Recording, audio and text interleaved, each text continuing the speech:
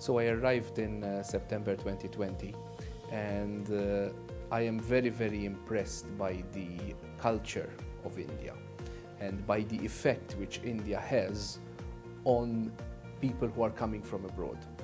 So I used to hear before I came here that it will be a cultural shock, a different culture, etc., etc. But more than a cultural shock, it's, in my opinion, a cultural bliss, because you have culture thrown at you in such a way. I mean, I've been here for a little bit less than 6 months, but I've been to a number of places, and I've seen what this country has to offer. And in fact, I am looking forward to keep on going to other places in India, because that is the best way to understand the country. And the most important thing for a diplomat, for a high commissioner, for an ambassador like me, is to understand the culture of the country, to understand the country. And you can only understand the country because of the culture, mainly. Everything else comes afterwards. So even if we, for instance, my country, Malta, is interested a lot in trade with India and commerce with India. But the way commerce and trade operate is due to the mentality, due to the culture of the place.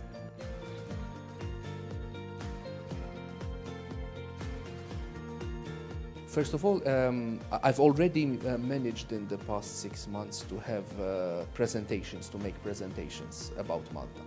Unfortunately, due to COVID-19, most of these had to happen online. But I'm hoping to have more interactive presentations, hopefully not online, but face-to-face. I mean, online you still can have interaction. Also, I am hoping that I will have Maltese ministers and possibly even higher visiting India. We had very successful visits by Maltese ministers and even the Maltese Prime Minister in the past. And I hope that this will take place again, especially once COVID is over. So it's already in the back of my mind.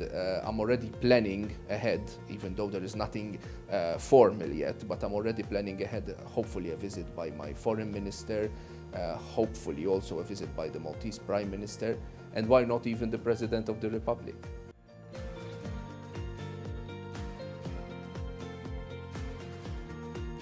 Malta, the first thing that it will offer you is hospitality. There is a difference in size between Malta and India, but we have a common past in the fact that we were both British colonies. Obviously, Malta has a lot of history, just like India. We have a very, very rich history. In fact, we have one of the oldest man-made structures in the world.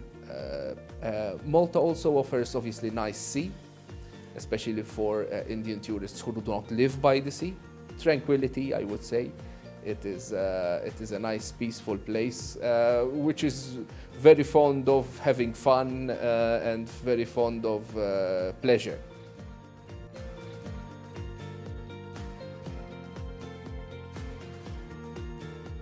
Well, that's interesting. It's, I've lived abroad for a very long time, and I like enjoying other cultures, but the Maltese cuisine is something which I really miss. So, for instance, our traditional dish is, for instance, the rabbit, and the way it's cooked, like with tomato sauce, or else it's fried with wine. It tastes quite well. So the rabbit is usually the first thing that comes to mind. One of our very, very common, it's more like it's not more than a dish, but you can have it very easily. We call it khobz bizzayt, bread with oil. And what you actually do is put tomatoes on the bread and then put it against oil and then eat it. And it's very, very tasty. Indian food is very, very common these days in Malta because there are a lot of Indian restaurants. So even if an Indian tourist maybe does not wish to change his or her cuisine, you can always find different types of Indian cuisine.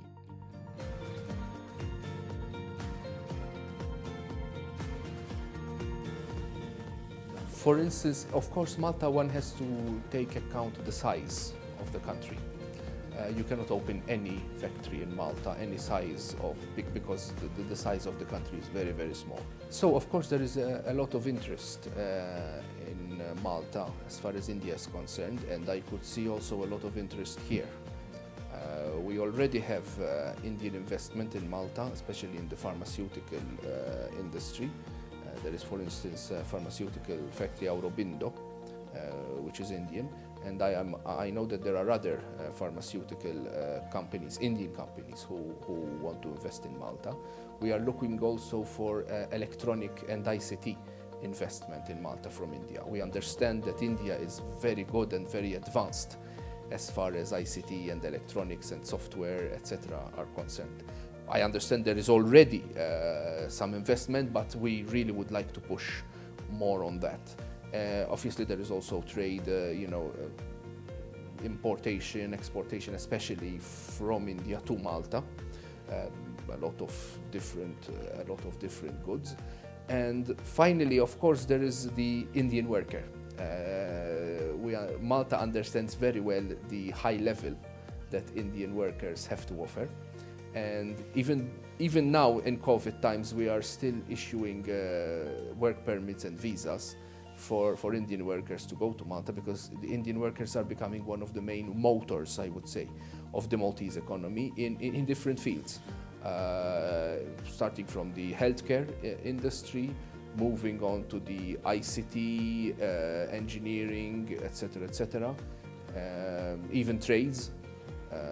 We understand that, especially as life, as the economy, as the Maltese economy enlarges and gets advanced, you get to need more trades and more trades, which sometimes you don't find locally in Malta. And Maltese businessmen and Maltese entrepreneurs are finding their required skilled workforce here in India. So even on that, there is a high demand.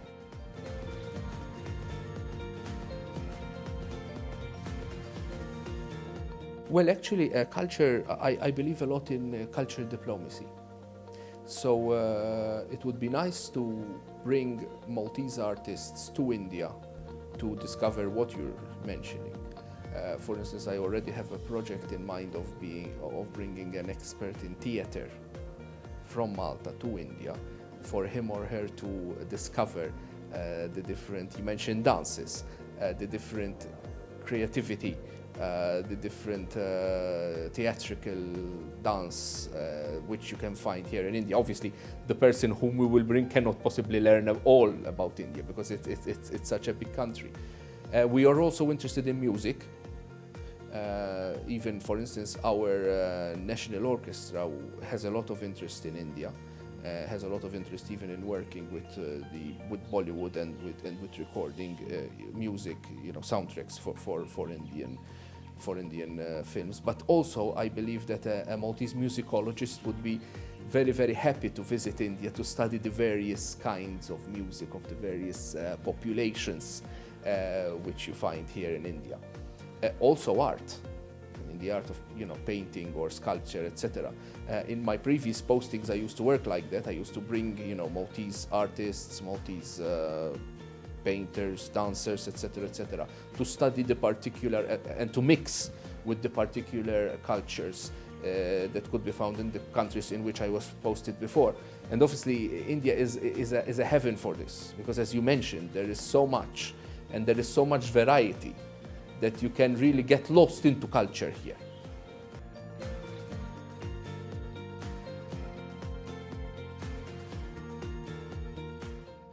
We, apart from workers, I mentioned workers in the past, Indian workers and high-level workers, we also have a lot of Indian students studying in Malta, our common British past. So Malta is an English language speaking country, just like India.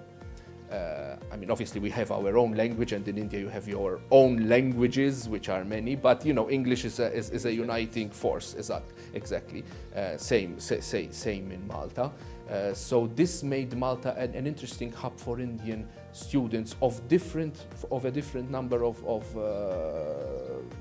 subjects, from nursing to piloting to engineering, etc., etc. But a lot of students were actually planning to move, but unfortunately due to the pandemic, this had to slow down. So obviously, before and after COVID, we used to have and we will have more university exchanges, but not simply a university, even other schools, vocational schools. For instance, Malta's main vocational school, it's called MCAST, invites, hosts a lot of Indian students in very different fields, like from nursing to healthcare to engineering to programming, etc., etc. So it was already going on, and let's hope that after COVID we will manage to restart it again. I think one of my main tasks here, given the situation, is to restart what already was happening.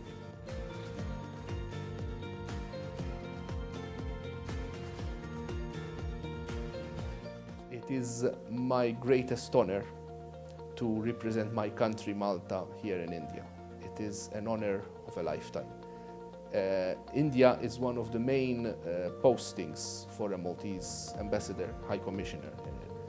And so I am even honored that my government chose me to represent my country here. It is a real milestone in my career. I'm just in the beginning of serving here in India. And even though I'm still beginning, I am not wanting to leave. So even though that would come like maybe in 3 or 4, or who knows, 5 years' time, I'm already worried that one day I would have to leave this great country, because since the moment I touched ground here, I was very, very welcomed, and I must say that me and my family were very, very happy. Thank you.